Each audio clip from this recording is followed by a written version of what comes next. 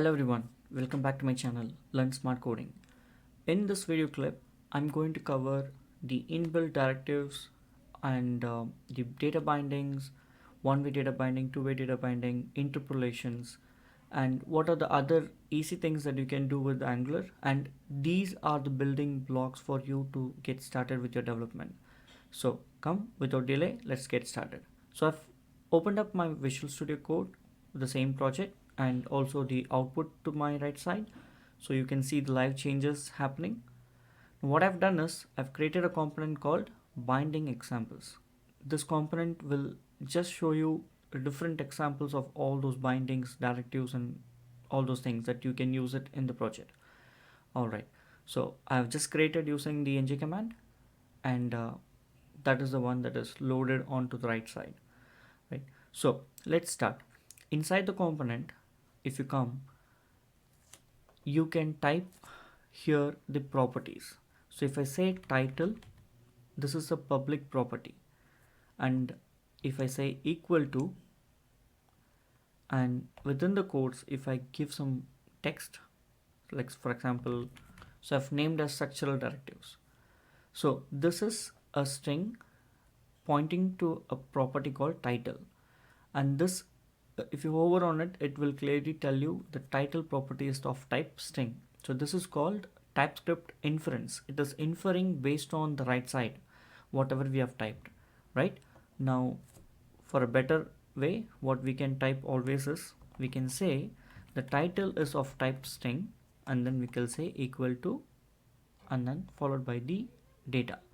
Now, let's say if you're not giving this, then you will simply say title of type string, and this is going to show you some error, and that's okay. It's basically saying we have not initialized this property. So in this case, what you can do, you can put a question mark, the exclamation mark, sorry, and this will tell Angular that this title property will be somehow given with the value after it is loaded, and that's why it is not showing you error. So what you can do is, there are two ways, right? One is either you give it here directly. So for now we will give it here directly. So we will say string, and then we'll say structural directives, and then we'll put a semicolon. We end this. Alright, now let's see how interpolation works, and after a couple of different demos, I'll show you what are the different ways you can initialize these properties. Going back to the HTML, what I wanted to do was, I wanted to create a div, and let's say container, and inside the container, what I wanted to do was an h1. I wanted to say structural directives example. Okay, once I do this, you can see to the right side, structural directive examples has been loaded here. Now if you have noticed, we have a title property which already tells us a structural directive. So how one-way interpolation works is, we remove this, we start with the double parenthesis, and then inside that, if you type in the property name, which is title in case, it's going to read this title, spelling mistake, title, T-I-T-L-E, I corrected it. Once you put this, the Angular will evaluate the property, and then it will put that text in this place. So that's why we already got structural directive example. So in this case, you can clearly see there's a one-way interpolation happening, which is title, property, and then along with that, example is just a text added next to it. So this is how the Angular will inject or replace the data here. So we saw how one-way interpolation works. So the property in the component can be used with this brace, double brace, and inside that, if you put the property, it is going to evaluate and put that content into this place, right? So that's why we got structural directive examples. Great. All right, now let's see something else, a different way, right? So what I wanted to do was, I wanted to populate a couple of fruits names, right? Let's see how directives works now. So what I'm going to do is, I'm going to say div, let's put in quickly. So I wanted to say an h tag saying fruits, and then come back to the component quickly. So I wanted to initialize fruits property, which is of public property. This is of type, right, string array, and that's it. Here again, undefined property, right? As soon as you remove this, it's going to show you an error which says it's not initialized, it's not under anything. You can initialize here by saying array, then this will go away. In our case, we are not going to do that. What we are going to do is we will leave this. Now there is an easy way of identifying few things, right? If you come here, you wanted to know what the property values are. What you do is you can say this property name here, and then followed by a pipe symbol and then JSON. So this way it will evaluate and tell you what it is here. Okay, right now there is nothing to show, so it's not coming. So let's leave this here for now and we'll come back here.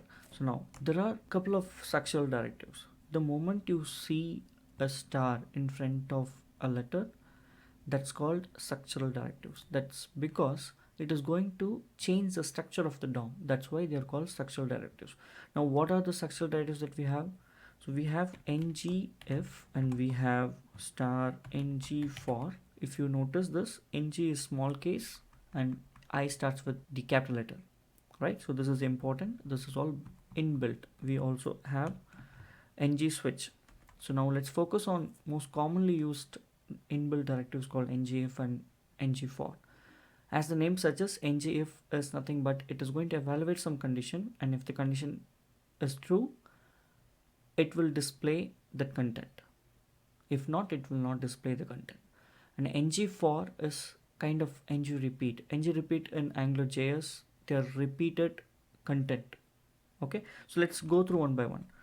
So here what I'm going to do is I'm going to put a hashtag. This is an order list. So here what we will do is we will say some fruit name. Let's say ORNG orange, and then what else?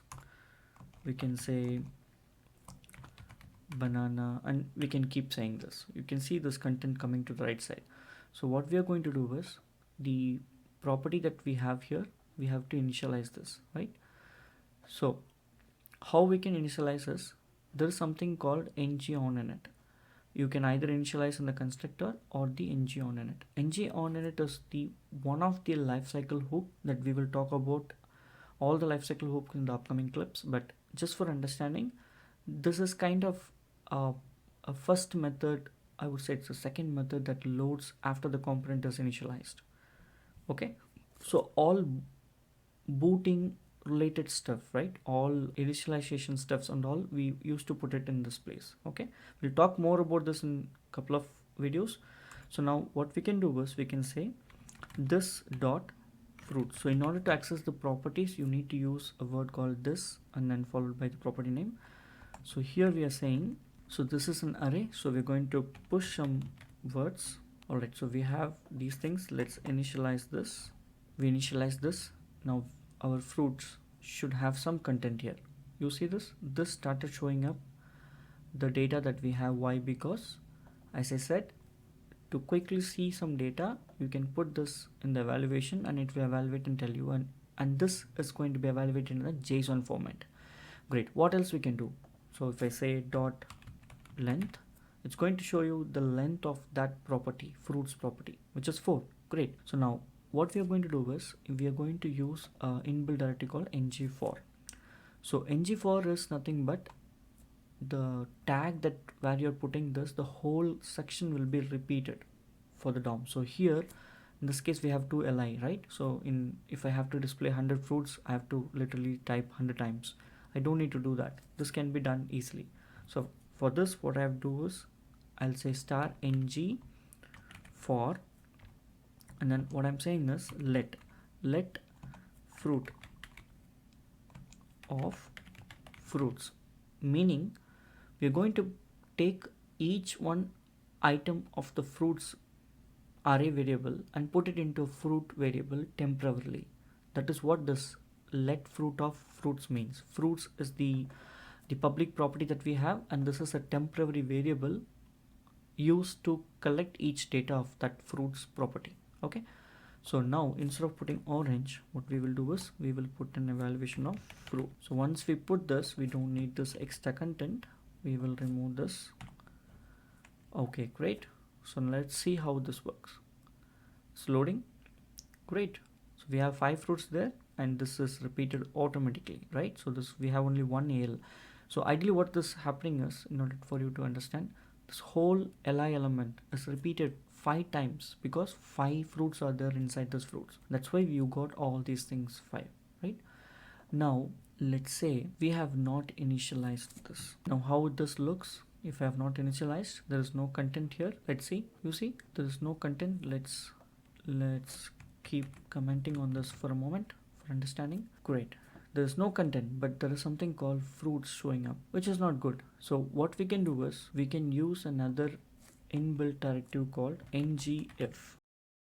So if you say ngIf, inside that, if I say this length, length, right? So basically how this Angler will evaluate is, the Angler is very clever. It knows display the whole content, right? This h tag. I would actually put this outside the if. Alright, so I've put under this div tag, which meaning the whole div tag will be removed from the DOM if this condition doesn't satisfy. So in this case, fruits.length is 0. So fruits.length is 0. You can put it and see here. If the length is 0, it is false. They are called falsy and truthy, right? Whenever it is truthy, which means it is true. So in this case, 0 is false. That's why it removes this content from the list, from displaying it, which is nice. We know how this ngIf works, ngFor works. So for a moment, let's undo this. Now, because the length is 5, which is more than 0, it evaluated to truthy, and then the fruits came, and this content also came. All these 4 content came. So we know now what is one-way interpolation, what are the structural directives, which is ngIf, ngFor. Now let's see how this one-way interpolation can be used in a different ways, right? So now what we have done here is we have done the one-way interpolation inside the h tag, right? Now remember, in Angular you can use this property binding to any of the attributes of the HTML element, meaning each HTML element have different attributes. Let's say there is an attribute called inner HTML, and there are attributes like title, src. For an image it will be src, and so on. If I have to bind this property value to the attribute of any of the tag, which is HTML tag, I can use a square bracket and then followed by title. Title is nothing but the property, right? So let's remove this and see how this looks. So I removed it. The inner HTML of h1 tag is now structural directives. See, that's why it's showing us structural directive. This content is ignored. That's how it works. So if I have to put this examples also to display, what you can do is you can go here and say plus followed by single quotes, and then you put the content. Okay, many people get confused with this. If you put a square bracket here, okay, then you don't need to put the evaluation symbol, which is this symbol. Okay, you don't need to put that. Instead you directly put the property name. It will evaluate by itself. That is one thing. And then the moment you say anything inside a single quotes, they will never be evaluated by the Angular. It treats those things as a string. So that's why when you say plus and then followed by space example, it just concatenated the content inside this title property along with the examples. That's why you again got structural directives example. Great. What happens if I hover on it? Nothing happens. What else we can do? There is another property called title. So if I say title and then it happened to be our property name is also title. If I do that and let's load it, let's see what happens. If I hover on it, you can see structural directives is coming as the kind of an alternate text. So that's coming from the title property. You can also see by inspecting here, go to the element, you see this title is embedded, and because the inner HTML is this content, it is automatically put inside the h tag. You see how it works? Nice, right? Next is two-way binding. So to demonstrate the two-way binding, I'm going to copy paste a piece of code here. This is nothing but basically a text box and a button. My intention is to apply two-way binding to this text box, which we'll see right away. And then as you type here, we wanted to filter the content in this list. Okay, as if that we're filtering on a list of items.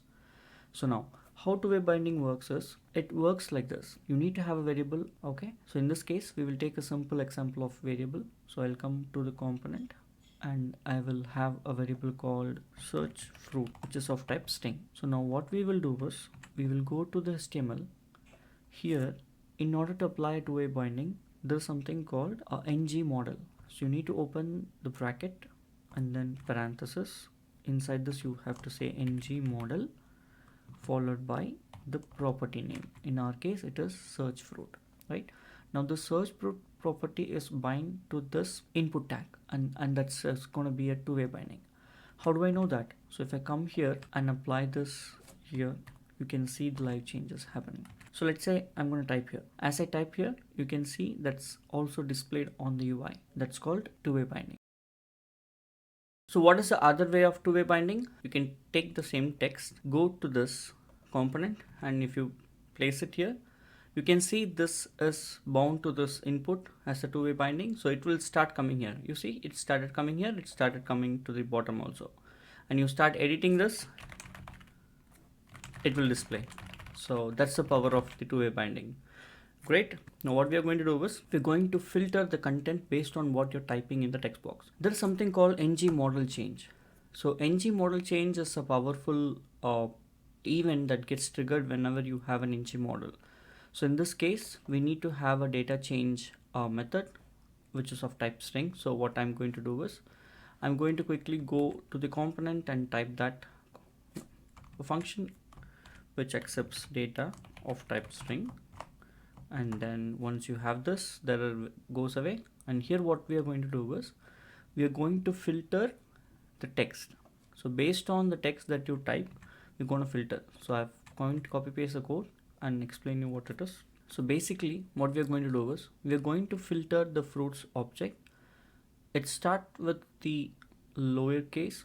It should be a lowercase and it should start with what you're typing, or anything that you type, it should be within the index of that content. So that is what this code is doing. So once you filter this, we will apply this to fruits itself, which is the public property. Now if you come back to the model here, so right now you see this learn smart coding, it's typing here, right?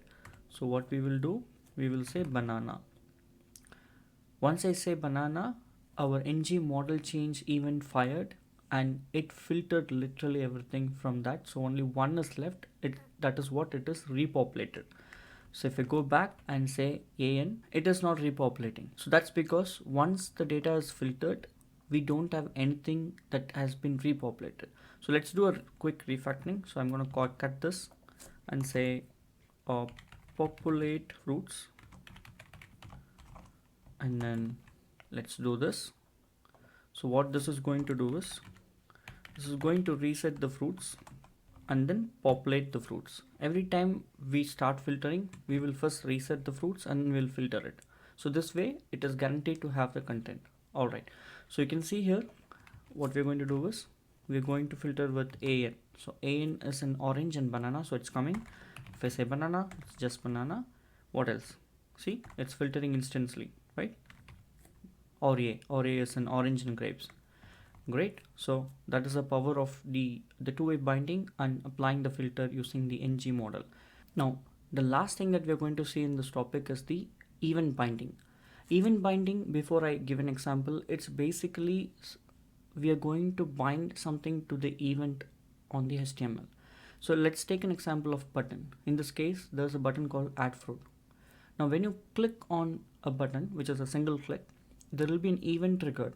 So what we wanted to do was, we wanted to bind an event to a method, and then that method will be triggered once the event is fired. So in our case, if you go back here and go back to the button add fruit, all what you need to do is, you need to use the inbuilt events. So if you see a button, inbuilt event is on click, on double click, on blur, all those things. You have to remember this when you use the events in the Angular. Use just the click, double click. Do not use on. So in order to use the event binding, you need to put the event inside the parenthesis. So here in my case, it's click event, and I'm saying it should call add fruit. That's it. And then we will take the content from the another text box. So now we have an event which is add fruit. So add fruit does not exist in the component, that's why it's throwing you error. So let's go here and say add fruit, and which is just an event. So method which is going to add this, right? So it's going to take the content of this one. So we will have an ngModel called new fruit, which is bound to a different control. So we'll go here, we will say this dot fruits dot push. That's it. So new fruit. So we will add this new fruit to the top. Okay, so let's remove this default content. Okay, so this is the filter and this is the content. And if I say I need to add a fruit called green grapes, I added the green grapes into this. Seedless grapes. Right, I can keep adding. It's keep adding to the same object. Right, so this is how the event binding works. So we are binding a function to a particular event. In this case, it's just a single click. All right, and if you start filtering here, all grapes will come. No, only one grapes is going to come, because the one that we added here, it's all reset. So for example, seedless grapes is here, but once you do this, if you remember, we have a method here which resets everything and push only these 4, right? So all right, so now you know, in this video you saw interpolation, one-way binding, two-way binding, and you also saw event binding. Great, now you should have some good knowledge in this, and as we develop different modules, I'll explain you about pipes and other different things how you can use in terms of interpolations, and how to use the other directives called ngClass, and so many things. Thanks for watching. If you like my video, don't forget to subscribe my channel, like it, share it, comment it, and never forget to click on the bell icon.